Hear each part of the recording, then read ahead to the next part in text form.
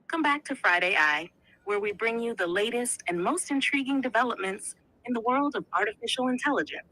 This week, we're set for an exhilarating journey through some of the hottest topics in tech. Join your hosts Andrew Wall, Rachel Stedman, and Kasim Mukhtar as we dive into Microsoft's screen spying AI tool, WWDC expectations, and more. First up, we tackle the controversy surrounding Microsoft's new screen recording feature. What does this mean for your privacy, and how might it impact the way we use our devices? We'll break down the details and discuss the potential implications for everyday users. Next, we'll explore the role of AI in education. From innovative teaching aids to personalized learning experiences, AI is transforming classrooms around the world. But are our schools truly ready for this tech takeover? We'll examine how different institutions are integrating AI and what this means for the future of education. Finally, with WWDC just around the corner, we turn our gaze to Apple and speculate on the AI advancements they might unveil. Could iOS 18's new AI features change the game? We'll share our predictions and debate the potential impact on the tech landscape. Join us as we dissect these cutting-edge developments, debate their implications, and predict what's next in the world of artificial intelligence. This episode is packed with insights and lively discussions you won't want to miss. So, without further ado, let's kick off this exciting conversation. Welcome to FridAI, your front row seat to the future of AI. Well, welcome back, everybody, and thank you, ChatGPT, for another wonderful introduction. I'm fresh off a whirlwind tour out to Vancouver, where I had an amazing session with Chad Davis and Tiffany Stewart, where we talked about AI and RPA. It was really amazing to be face-to-face with my accounting community members and talk to them about all this amazing stuff. Hopefully, some of you are tuning into today's show to hear even more. It has been amazing to hear how people are implementing AI. And there's just so much going on in the world that literally every 2 weeks, we don't even have time for guests yet because there's just so much new news coming out each and every week around what's going on in AI. And this is another example where we've got, again, some fresh, hot releases to share with you guys with both software and hardware. And I know we said we were going to talk first about Microsoft's new scary monitoring tool. Yes. Before we get to Scary. the scary part, we can talk a little bit about the exciting part, which is the physical hardware and the fact that we're going to have these Copilot powered PCs that are going to be released with, very good processors. They've got Snapdragon x86 processors that are supposed to outperform Mac M3 computers, and with built-in on-device processing of Copilot. And what they were able to demo with it, some of this hardware, was really quite impressive from the gaming aspect of it, and being able to game and have the AI provide input and guidance on how to game and how to perform better. It really is an exciting world with AI. But Kasim, do you have any thoughts about the new hardware before we jump into the part that Rachel's going to love, which is the big bad scary AI, which is monitoring the world? Actually, I'm very scared about that part as well. When I was putting You it are? in for this week, I was like, On I'm this not side, too. yes. I think you guys are trying to get me to come on your side on this show. I'm gonna get you guys to come on my side. You know what? It's like I'm just gonna watch you guys as you slowly crawl to my side. But go ahead, Christine. Yeah, I mean, we'll discuss that for sure in detail later.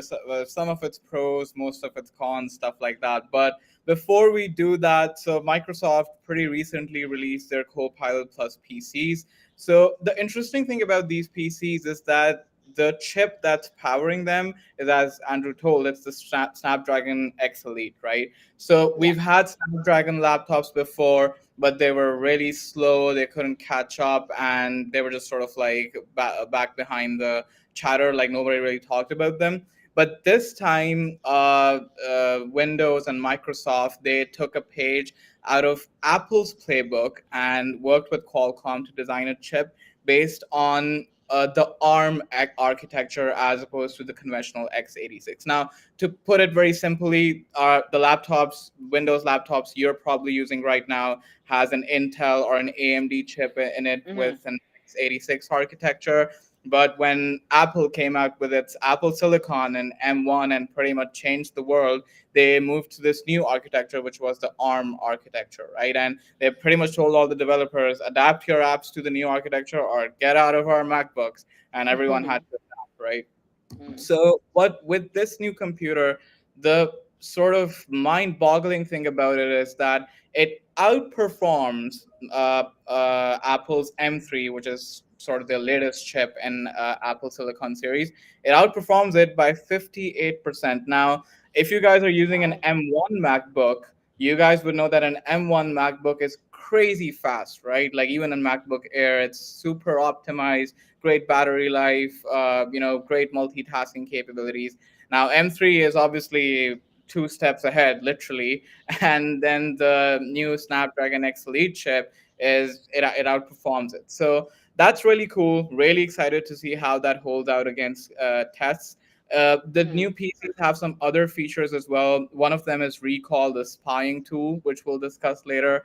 Another feature it has, which I've seen the demos, it's pretty cool from visual artist perspective, is the co-creator feature, where it has an image generate model in it on device, which is pretty cool on its own. But the interesting part about it is that it generates images in tandem with what you draw on your screen, right? Yeah, that was So beautiful. you could be drawing something, any doodle or an idea or a concept or whatever, and it would refine your concept to a very nice, pretty beautiful picture, right? Which I thought was pretty cool. But what I From liked is that you had that slider where you could yeah, go from like your drawing all the way over to Mhm. fully AI rendered, and you can Yeah. just move the slider back and forth to pick Yeah. and choose from how much of your artistic thing it wants to draw from versus how much it draws from AI. It was really quite impressive in what it could do. For sure, for sure. And yeah, the creativity slider, I don't know what it was called, temperature, whatever. But yeah, pretty cool. I could definitely see value in that from a visual design perspective. So something to look out for.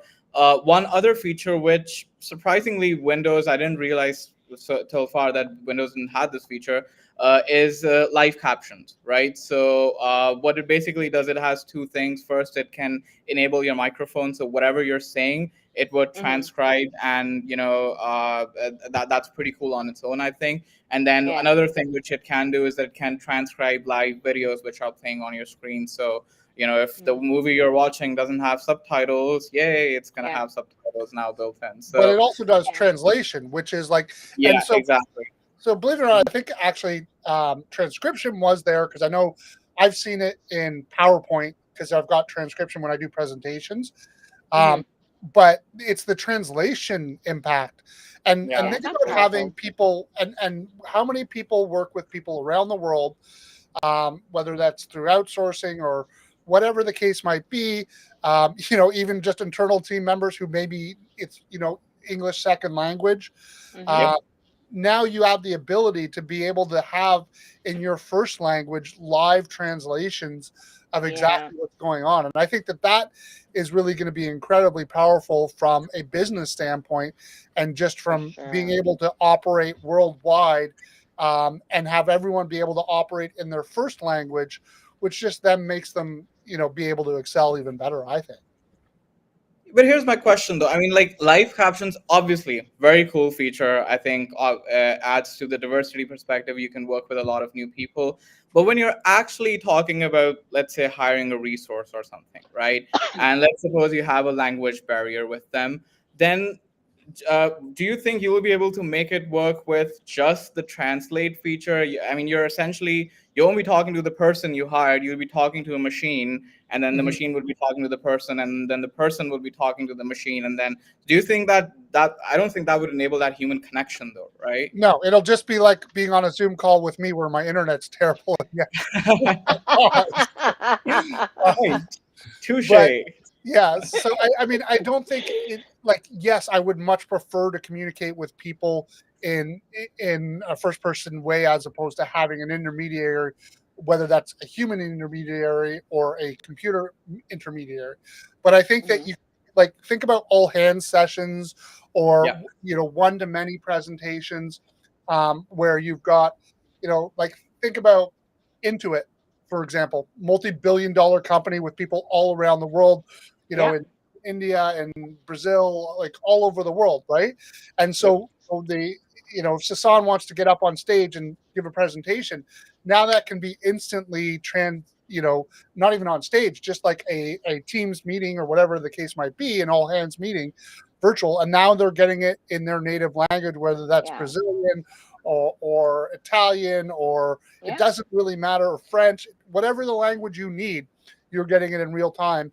And I think For that's sure. incredibly powerful. And I mean, what some of these demos I'm seeing with some of the video editing tools, they're incredibly powerful. Like I saw one demo where it was a gentleman who was doing a live presentation, and it was converting his voice. So with using his voice, trained on his voice, into different languages, and it was Right. coming out in real time. I mean, Wow. I can't imagine what the processing power required to do this stuff Yeah. is. I can only imagine, but I mean, I just think about the power that it creates and the ability to close borders and open up the world and make and just make it available to people who maybe haven't been able to access a ton of training, education, because it wasn't in their first language, and now instantly accessible in their language. I think that's incredibly Mhm. powerful. And then on the non-business side, I was pretty blown away with the commentary on the gaming. I think he was playing Roadblocks, if I'm not mistaken. Yep. And he was like, I've never played this game, and it's telling him to watch it. There's a zombie coming, climb, climb, climb, build, build, Yeah. build, and giving him advice. And I think that aspect of what that's going to do for, opening up the world to people. One of the things when I went to this session in Vancouver and talking to people, I think about they're all interested in RPA, which is something Mhm. you guys Yeah. know I'm very passionate about, and we're Yeah. building out, and I'm trying to convince them. But they're overwhelmed. Like, where do I even begin? Right. And Yeah. think about now being able to have that co-pilot on screen with you, be like, and say to it, hey, I want to learn how to build my own RPA to do this, this, and this. Well, it's going to be able to tell you, okay, click in the top left, click in the right, and to be able to guide you around that screen. Yeah. Yeah. Oh, you need to be able to do this. Why isn't this working? Oh, because you didn't set this variable. Or hey, do you know what a selector is? Yeah. Maybe you want to go to this website to learn more about selectors. Like, I think about the power of what that's going to do to exponentially scale each individual's ability to perform and Yeah. develop. It's Yeah. incredible and it's exciting. But For with that came some scarier things, the non-exciting stuff. some non-exciting stuff. And that's the recall feature that you talked about, right? Oh Like it's Lord. What are your thoughts, Ray? yeah, Rach, we should let you take this one because you're our devil's It is advocate. Okay? bleep bleep bleep bleep scary. No, We're it only gonna is. hear No, every I'm other word. sorry. It is. I draw the line. Like I'm happy this is an optional feature. I'm happy this is optional because I'm like, and then they're like, oh, you can get to maintain your privacy. No, you don't. You're gonna sell my personal sensitive data to God knows who. I don't know. Like again, I sometimes think about the things that the different technology that they come up with, and it's like, is there really a real value? And where I start to look at on the negative side of, I think all of the concerns outweigh the benefits of having this, recording everything that you do, no privacy, no. I mean, now what was interesting was like, Yeah, but your oh, phone's already doing that, right? Yeah, is it though? kind of Can you please is. leave me with my ignorance? Like, just don't tell me this. I'm like, no, you know what? But when they say ignorance is bliss, like, I need that. I need to not know about all the things that are happening behind the scenes. I just think it is scary, the privacy. And it's so funny because they talk about all this technology and all these new things and all these AI things. All I keep thinking about, actually more recently, have you guys been watching that new Netflix show about Ashley Madison and the whole privacy hack? Like, I start to think on the, how are you safeguarding my privacy, my information? Because just as great as all this technology is coming out there, I am sure on the flip side, hackers are also up in their game with your own technology to tap into my privacy, right? And yours as well, right? So I'm just kind of thinking about it as like, okay, what are you guys putting out there to really safeguard my privacy? Because I cannot just take your word Well, they that, made a little seal that says they're verified, just oh, like right. That, wait. The seal. Let me tell you something. The seal they were drawing, and they used co-pilots to help to help create this professional it was seal, Dally. Dally did it, not me. right? To say that yes, your information is secured. Well, I okay, just let's take a minute to break it down a Talk little about bit and dissect. explain what it's going to do and what they Mm. purport it's going to do and how they are purporting that they are going to protect it. Because the Ashley Madison is a bad example because they pretended like they were secure when they were clearly not. True. Microsoft is a little bit more of a secure organization, but as anyone knows, my take on cybersecurity is I think no data is safe. Hmm. If a cyber criminal or a bad actor wants to get into your data, they can and they will. Yeah. It's just a matter of time and money, right? Hmm. But what Windows Recall is supposed to do is it's going to take screenshots of all the activities that you do in your computer. It's going to store it for up to 3 months, and Sure. yeah, and So they it say. is encrypted and stored on device. So it's not being pushed up to the cloud or anything like that. It's supposed to be stored on device and it is supposed to be encrypted. It's also not going to be recording certain things because of digital rights management Hmm. content. Like imagine The going to Netflix Disney or and stuff Netflix like What and that. is stuff like Hmm. that. Disney? I mean, they're sensitive about Netflix and Disney, but they're said that we'll still record your passwords and stuff. I mean, what the hell, I guys? know. I Passwords are know. more important than Disney or Netflix's movies. Come on. Yeah, I guess I mean, and this is the problem is it's really going to be a bit of a black box as to what's actually going into this. They say that the idea is to use this data just to help them predict that what the user will do next so that they can give suggestions.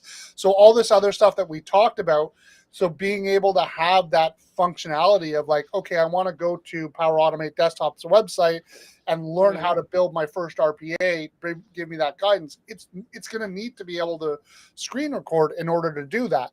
Hmm. I mean, what I don't know is this how easily is this feature turned off and on? Yeah. How much control will the end user have around that? And Rachel, to make you a little bit happier, Let's the try. UK's Information Commission Office is That is true. already I did looking hear about into it. that. Which is, no, that is good. No, Yeah, that's really good. Because here's the other thing, Andrew. So you're saying, okay, so it's gonna save the data on my computer. But then so now the question becomes, as a computer user, let's say someone's on my computer, someone, has some Trojan on my computer. So then now what? Is it my responsibility to ensure that I have some top of the line security on my computer that a hacker cannot access this? Because then they might turn around and say, oh, well, you did not have good security on your computer and somebody else hacked. This is not our fault, right? well, they are saying it's encrypted. So in theory, even if they got Mm, onto your computer, they wouldn't be able to mhm. get access to it. But decryption can be broken. Yeah.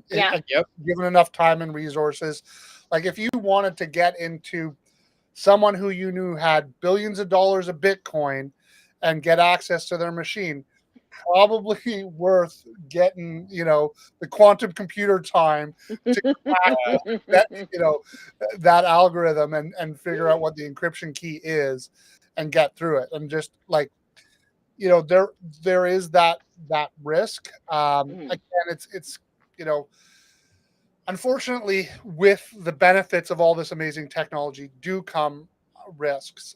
I still Mhm. think that this is relatively low because, while it's theoretically possible for someone to crack encryption, there's far easier and far simpler ways for threat actors to get access Hmm. to resources. I Yeah, mean, for sure. the truth of the matter is, when it comes to cyber crimes, a lot of it's really still based off of phishing, because it's far easier to Yeah. trick someone's psyche than Yeah. it is to crack encryption. So Yeah. the threat actors unfortunately go to the lowest hanging fruit, and that's not hard code cracking an encryption key. That's messing with people and tricking them Hmm. into giving up the information. Voluntarily They giving don't it, need to yeah, get giving it up. Microsoft Yeah. screen recording of your password, because they're going to get you to type it into the wrong screen by tricking you, right? Like, Yeah. I was just Yeah. watching a podcast episode the other day of a woman who sold something on Facebook Marketplace. Uh, it came across as 100% legitimate. When they sent her the e-transfer, was a spoof page. It Yeah. looked exactly like it. She went in, and it just had the spinning thing, and it said something like, "Hey, this connection might take a minute or two. Please bear with us." And Yeah. in the time it took her to realize this is taking too long, the guy had gone in and drained $3,000 out of Wiped her her account. out. Well, Yeah. not completely wiped out, because he just was able to log in and do some e-transfers to remove Okay. I guess because $3,000. they do have maximum amounts of the transfers. Yeah. So that kind Yeah. of does help. I Hmm. Um, watched this YouTube channel called Scammers Payback. I don't know if you guys, oh but yeah, I've seen that one. yeah, Yeah, where they they, have. I mean, exactly. They have scammers where they open up the console box. I mean, you have these 60, 70, 80-year-olds who are not as good at technology, and they literally open up like console boxes within your computer and get them to type out their username and passwords in those console boxes. And I mean, that being said, like everything being said, I will say that the recall feature, if you look at some of the demos that people have on YouTube and stuff, like it's cool, right? I mean, even if it's dangerous, it's pretty cool in the Even sense if. that yeah, like you can scroll through screenshots. So basically, it doesn't take screenshots every time. It detects motion whenever a page changes. Smartly takes screenshots, and you can go through screenshots and then copy text or like open the app within that sort of version of where you were editing it. I mean, it's pretty cool, right, in terms of yeah, technology. But that being said, like billion-dollar companies like Facebook now, Meta, and Google, and all of these companies, they've had data breaches before, right? And so Yeah. Microsoft, despite of them having billions of dollars in infrastructure and security and encryption and stuff like that, I mean, they're not immune to this stuff. They can still get hacked, right? So it's not a matter of, yeah, I mean, phishing is very prevalent for sure, and it affects the end consumers. But when it comes to these billion-dollar corporations and giants, when they get hacked, it's actually not them getting hacked, it's us who's getting Yeah. hacked, and our Yeah. data getting into the Yeah. hands of For the hackers, right? 100%. Yeah. Yeah. And I mean, this is good for if maybe an individual has their own personal computer that they're solely using. But if we're talking about it's a family computer, somebody's sharing with a family member, a child, that this, that, it's like no person has privacy at all. Might be a Like nice it's just, parental feature though. sorry? Might be a nice parental feature though. yeah, parental control I to don't know. monitor your I don't know children. if parents are, I don't know if parents are ready to Are you gonna do see that, Andrew, for your what kid? their children are scrolling through, right? Put on Would you, Yeah. Andrew? Look Well, at every Andrew while time he I walk into pauses. my room, my son puts his phone down. I'm like, I feel like I should be doing something like Ah, I'm maybe a little too lax with you the see, technology. he's not ready to face the truth, face the music of what could be lurking under there. Listen, Right. I just think it's too much. Because I mean, even I am sometimes that person where a lot of times, even when I'm searching things online, I will search it on a private browser where I'm like, okay, I don't No, need you that's showing me that's not ads for private this, either, down the road. Rachel. I hate to break it to you. Yeah. I mean, Yeah, literally, I'll tell well, you, then it's my sister, misconceptions. It's like, my I don't want to hear sister, it. I don't want to hear it. my sister came back home from the other day, and so over here the weather is like summers. It's like 45 degrees Celsius in the during midday. Love it. And my Love it. sister Iman, she came back from outside, and she was visiting me, and then she said that, hey, my phone's too hot, like it overheated outside in I've the had sun. that happen. She's like, yeah, and I was like, yeah, it's pretty normal that it can happen. And that evening, she was getting ads on her phone for phone coolers and devices to keep your phone cool. And And I was like, Whoa, whoa. yeah. Yeah, that's scary. Yeah, it's definitely listing it. And she has a question. She actually is asking, is Microsoft doing anything to ensure user privacy with the new screen recording? And we did talk about the encryption On device. It's on on device. device. Yeah. So Yeah. those are the big two factors. I don't know. Is there anything else? And we even have another question from which you'll have to help me decrypt a little bit. It says, what about whenever it does not work if you say no? So not sure what that question meant, but I think the question, the ultimate question is like, if you tell it to not record, will it truly not record? That's the ultimate question for me. Like, That's how true. how easy is it to turn off and on? I have no problem with me being They like, say it is I'm optional. accepting this. Okay, I Mm. acknowledge that you're going to do this so that I can get the benefits. But hey, when I want to go, surf for, things I shouldn't buy on Amazon that I am going to, that maybe I don't want my wife hearing about and getting ads for, I want Maybe to be able to turn it off. Right? Yeah, exactly. But Um, here's the other thing, though. Even with these type of features, I'm that type of person. Automatically, I want to be opted out of it and only give me the option to opt in. So kind of like with cookies, where you have to accept rather yeah, than it be a default and I have to reject. But what I've also noticed, even with, on a side note, in different apps, every time there's an update of something, they automatically opt you roll it out. into things in an update. So when you're thinking, oh no, no, no, I'm not opted into this, you did an update and it automatically did, and then you have to always keep going. You see, I don't like these kind of You things where click they're yes too forcing into. quickly. Yes, yes, switch yes, to an yes, yes, iPhone, yes. Rach. This is a Samsung problem. iPhone users don't have this problem. How Yeah. dare you? How dare you speak ill of Samsung? How dare you? It actually, I mean, no jokes. No. iPhone literally gives you an option to not allow the app to track your data, right? Yeah. Facebook lost billions of dollars in its market valuation Yeah. after this feature was launched, Yeah, because they were I hate tracking a Facebook lot for of that. data, right? Yeah, yeah. So, yeah, I mean, kudos to iPhone and Apple for introducing this feature. Yeah. Are you So trying to say something about Samsung no, again? Naveed's just a good friend of mine from a long time ago, loving the content and saying good stuff. But Nice.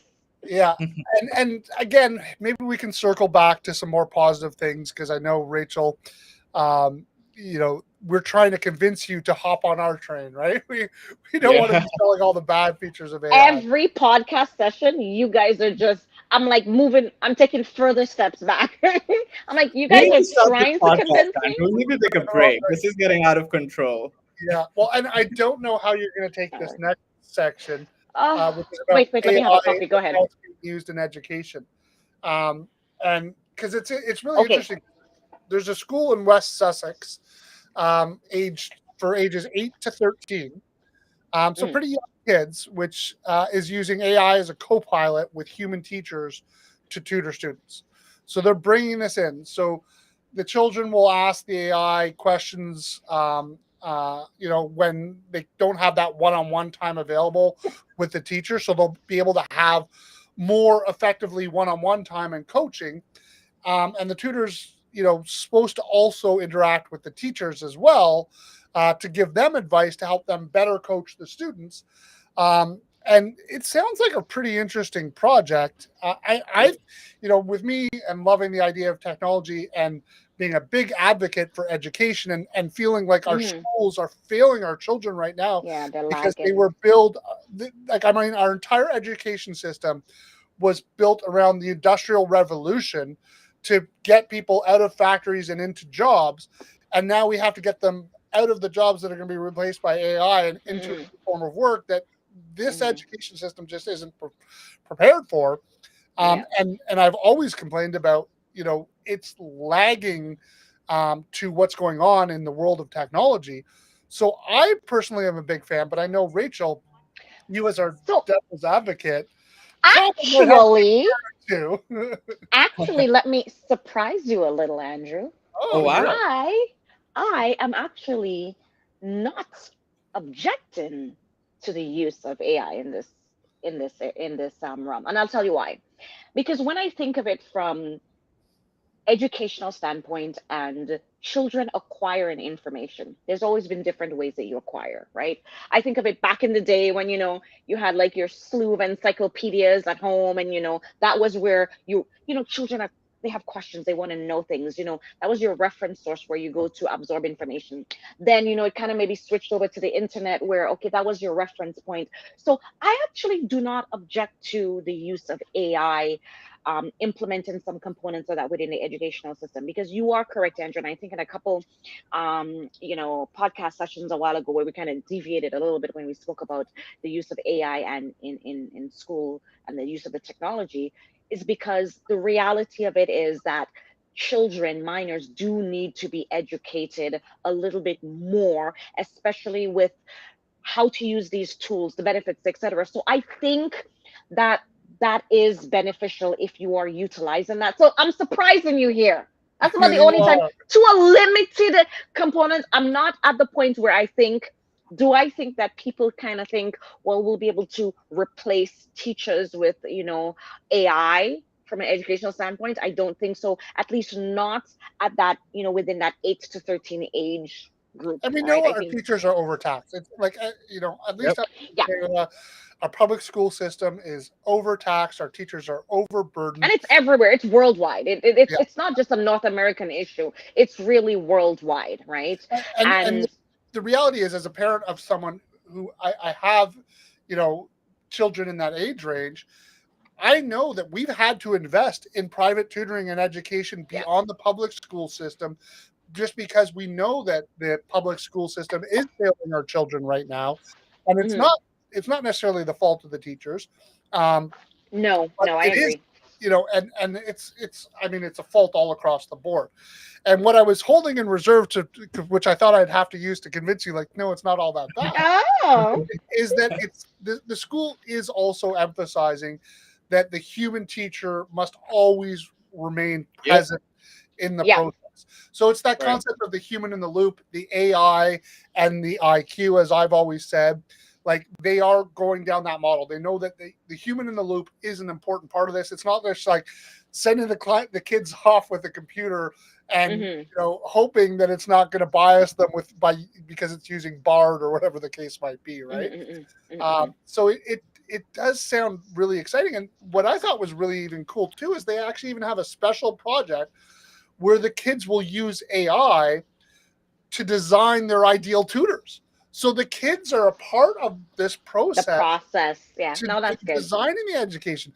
And so think about like how you're, having the ability to have a school where you've got like typical classroom sizes are probably 30 kids a student these days, or 30 kids a Mm, class. yeah, And give or take. yeah, that's trust me, I'm seeing it with my kids. That's not uncommon to see 30 Mhm. kids in a classroom, and they just dumped 4 new portables at my kids' school because the schools are overburdened. Ooh. Yeah, Wow. that's why we're moving schools. But another story. Um, and but the reality is, when you got 30 kids in a class, you've got a wide range of skills and levels of knowledge.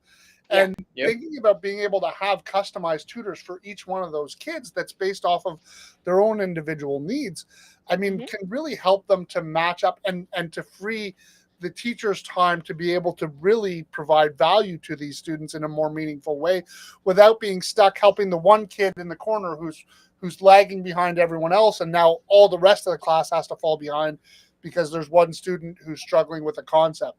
That student can Mhm. get the help and support they need, while the rest of the class progresses at their pace. And I think that's hopefully one of the cures to solving this. Now, how do we get this rolled out from one school in Sussex, to the, To everywhere. yeah, right, the It's TDS catching like wildfire, and then yeah, just I spreading. think Yeah. it even goes beyond like 13 years of age, because when I was taking my GCSEs, and I was like, what, 16 years old or something, 17, something like that. And I mean, overall, I was a decent student. I was doing good in other subjects, but I really struggled with chemistry and covalent bonds and organic chemistry. I just couldn't. I And just Yeah, that's thank like struggle God. with 90%.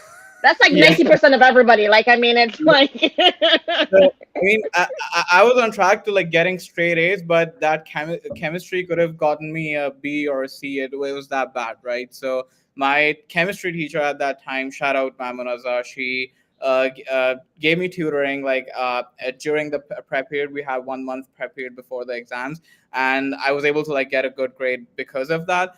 I think like, but that was like sort of like a rare exception, right? I'm thinking about students who struggle in multiple subjects, or maybe their teacher couldn't be available, right? So, and I was in a private school where my parents were paying like a lot of fee, and it was a lot of money, and it was like even then I needed tutoring, right? So Right. the point is that I think very cool as well.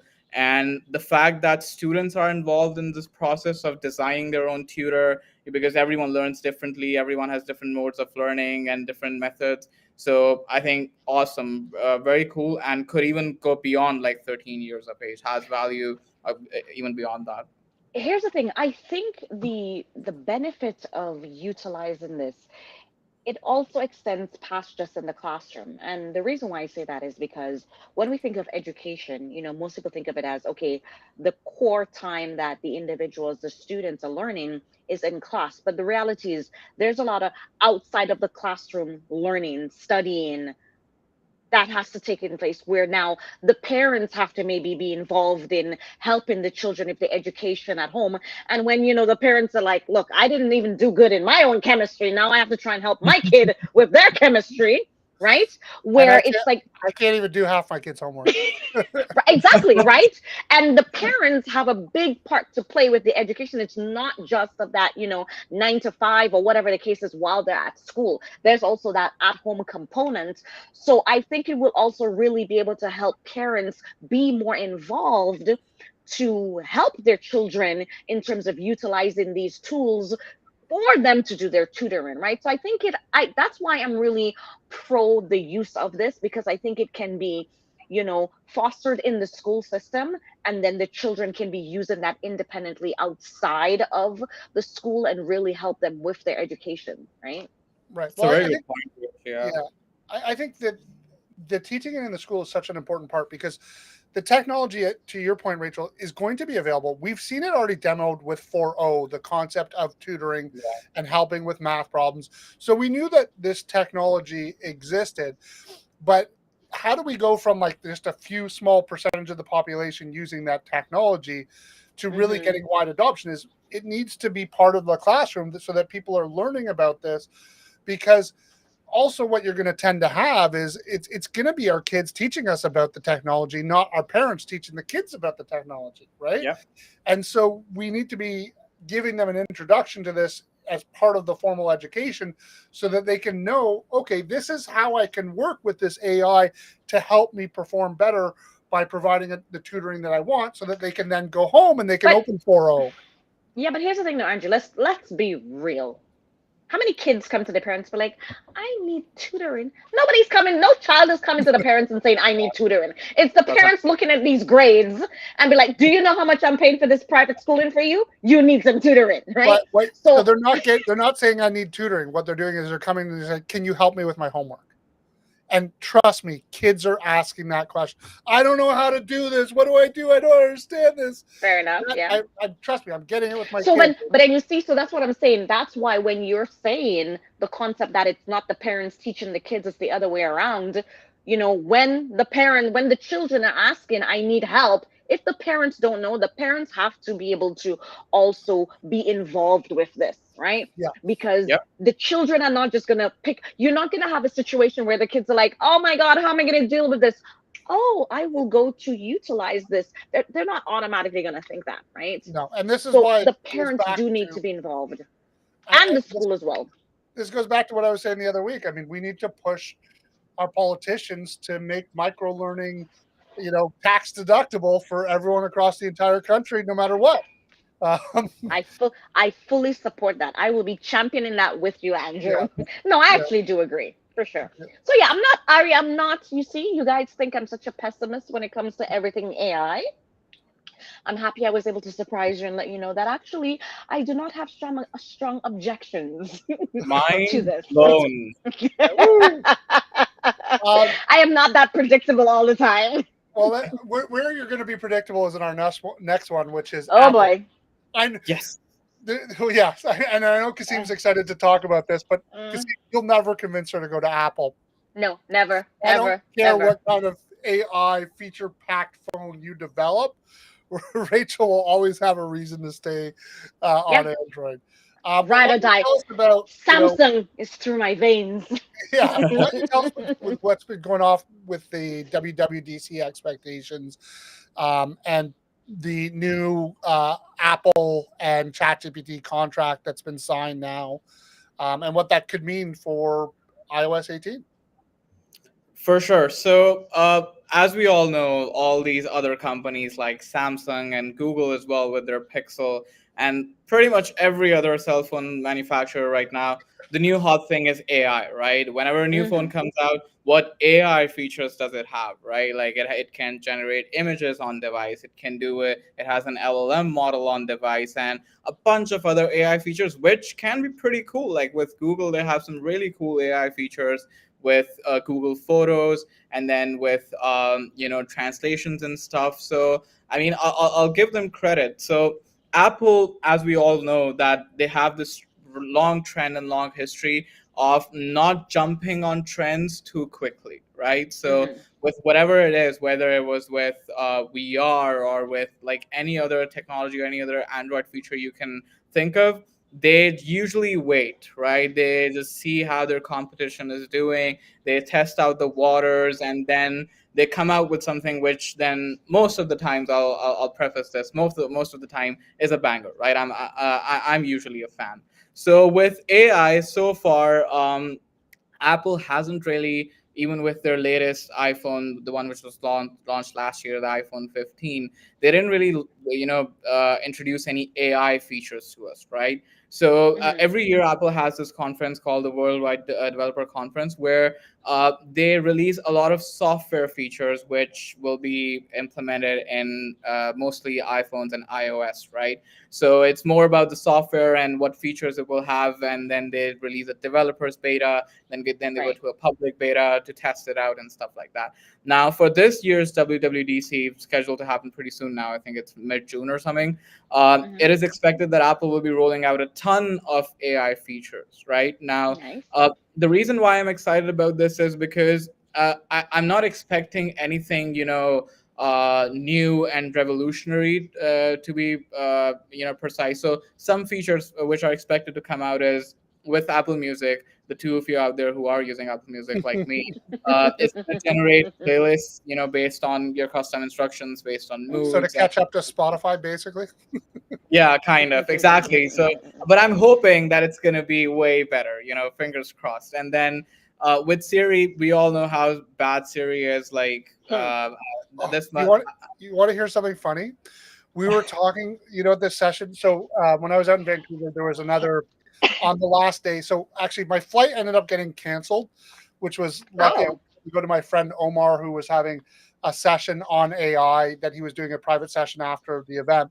And I went to that, and we had Intuit was there presenting, as well as someone from Copilot, and they were talking about agents. And he was talking about it, how Siri was one of the first agents he used, and he's like, so imagine you go to use Siri, and someone yells out, "Don't use Siri!" Bad example. There's no one in your contacts named Yells. Ooh. Live demo, guys. Siri Let's heard just- her name. She's like, I "Are mean- you bad talking me in public?" Exactly, live demo. So Yeah. yeah, I mean, Siri is bad. Like, even though I'm an iPhone user, I'll concede Siri is very, very bad. Like, even Alexa is way better than Siri, and Google Assistant, I think, is by far the best.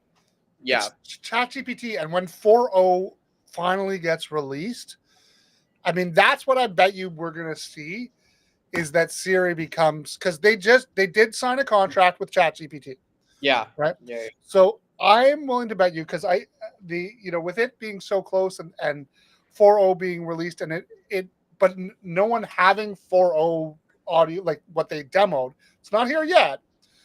It's Yeah. coming, and like you get 4.0 and text. when that comes out, that's what I think that you're going to see from Apple. I think Siri will be completely replaced by 4.0. And Hopefully, yeah, Really? that's what I'm hoping that's at what I least. think.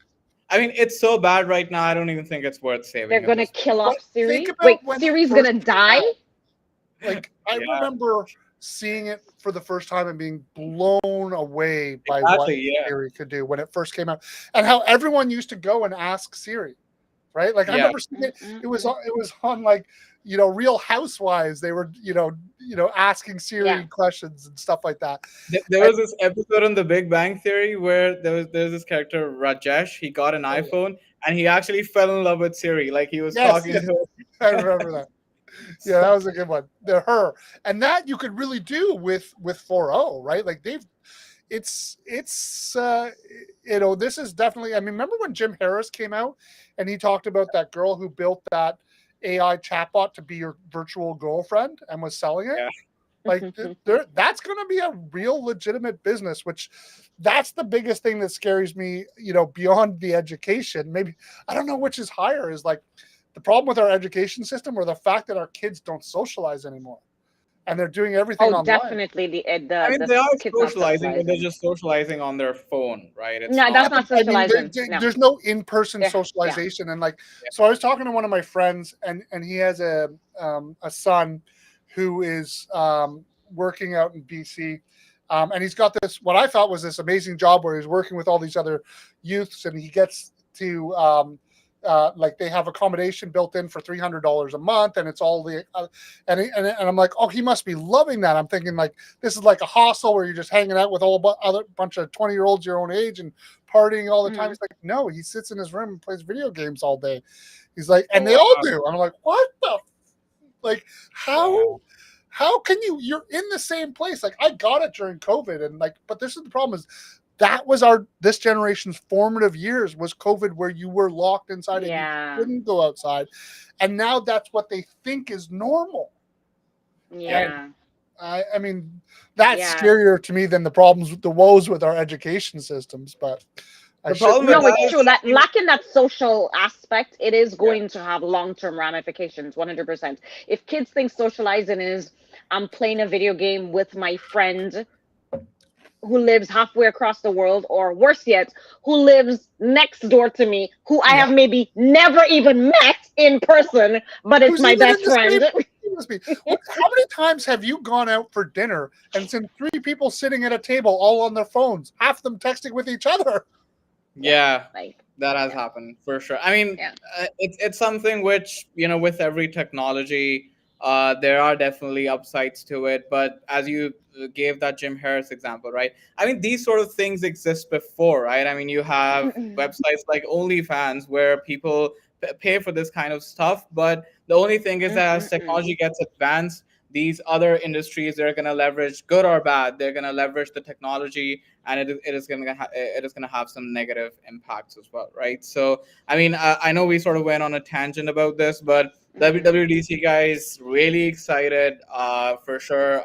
And one other feature which I really want to shout out before we move on towards our next topic is notification management. So recently, Android released this feature in, I don't remember what's the number of their latest, whatever their latest Android version is.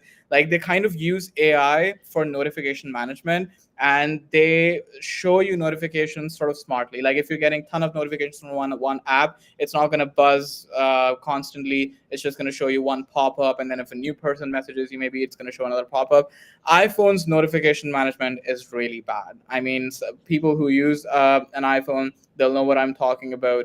It used to be very, very bad. It has gotten a little bit better since then. But it is rumored that notification management is going to get an overhaul as well using AI. So super pumped about that as well.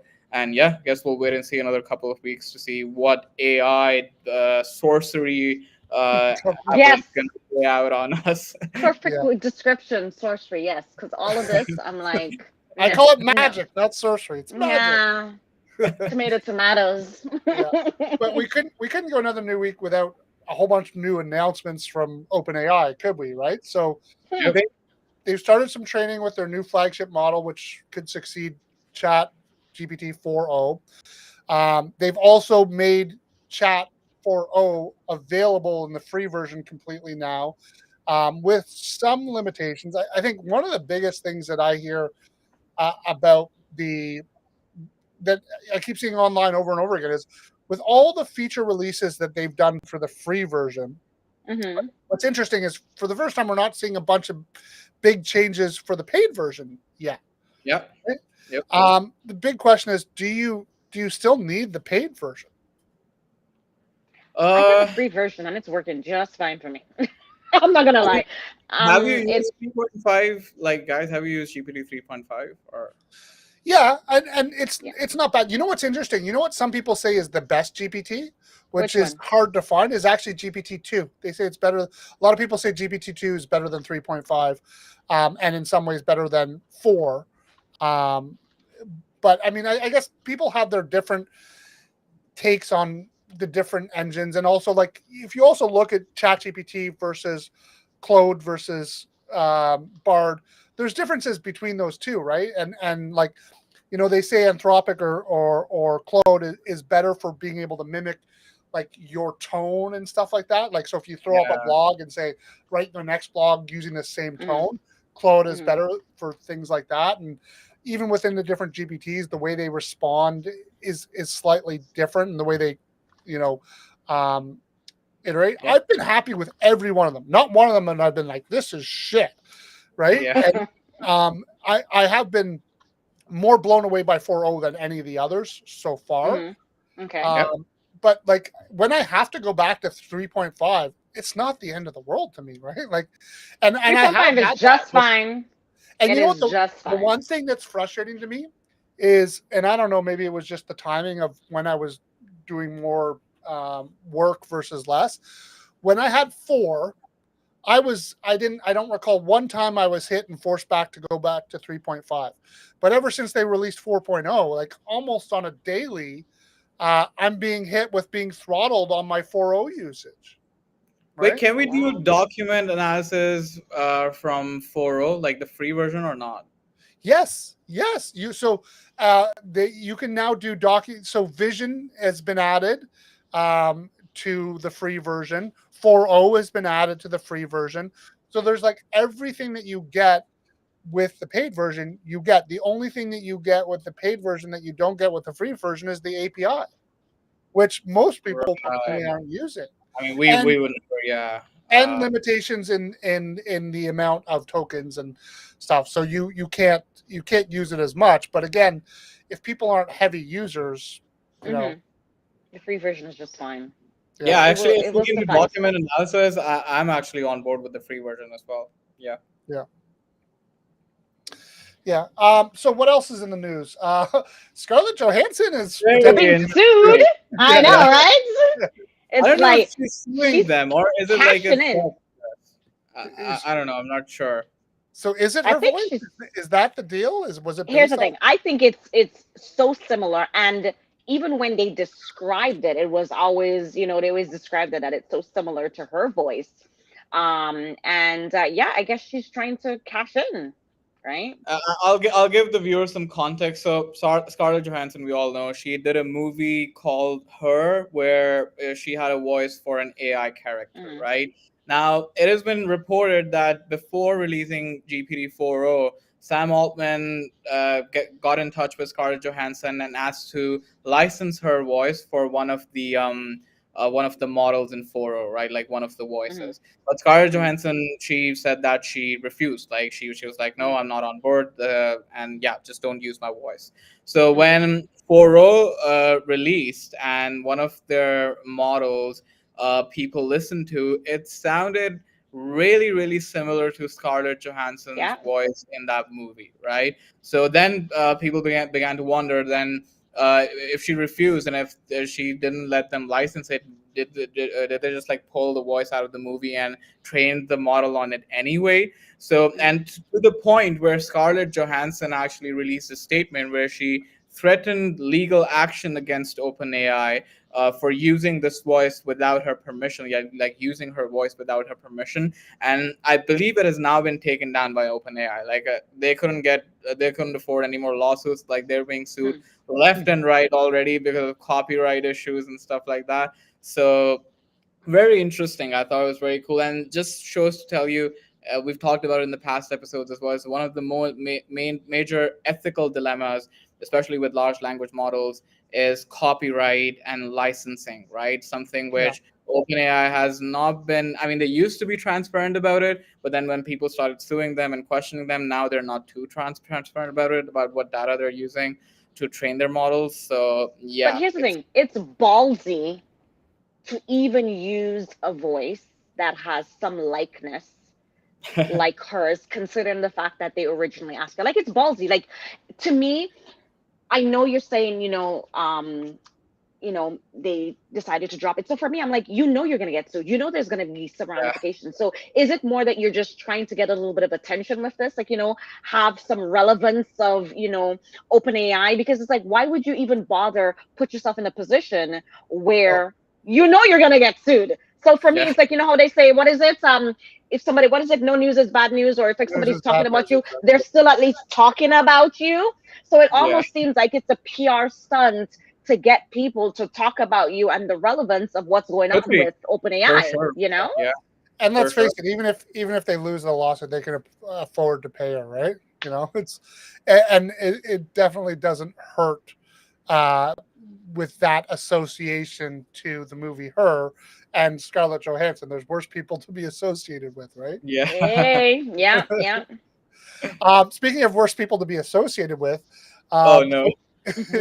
Elon Musk, it looks like he's planning another supercomputer to try and get Grok into the field of competition. You want to tell us a bit more about that, Kasim? What's he doing with that?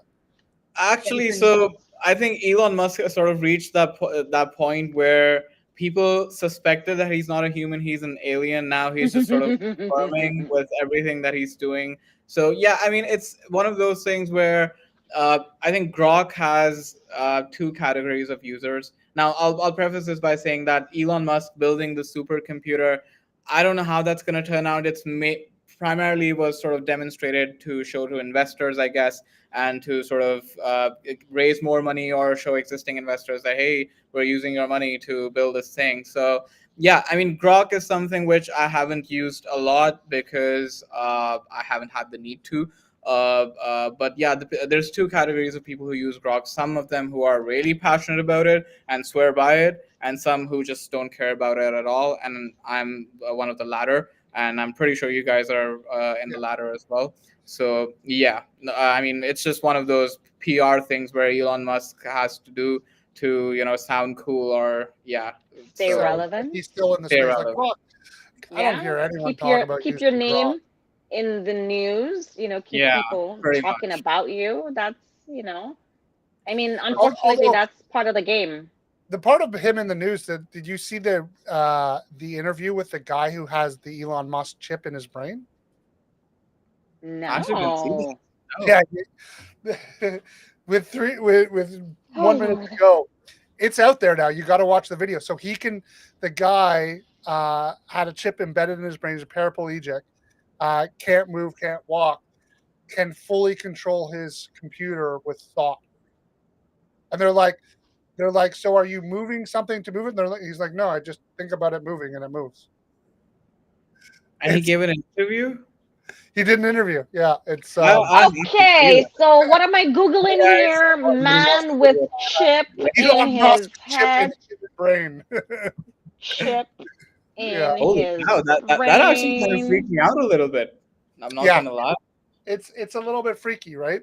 And so maybe that's why Uh, Elon is a little bit. Maybe he was the first person to get that operation. Oh yeah, that actually, wow. 2 + 2 is equals to 4 now. It all makes sense. Yeah.